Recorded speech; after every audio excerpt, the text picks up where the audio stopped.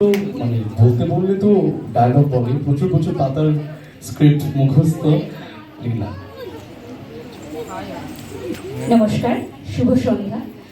প্রথম কথা, আমাকে এখানে ইনভাইট করার জন্য অনেক অনেক ধন্যবাদ সীমা আন্টিকে।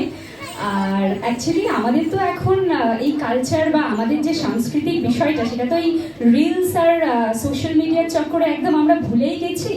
তো এই যুগে দাঁড়িয়ে যারা আমাদের কালচারটাকে এখনো বাঁচিয়ে রাখার উদ্যোগটা নিয়েছে, তাদের সকলকে আমি আমার সাধুবাদ জানাই, এবং এটা একটা অনেক বড় প্রচেষ্টা বলে আমার মনে হয়।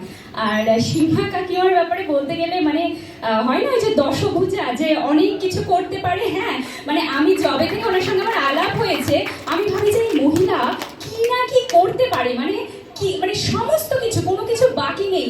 এবং প্রচুর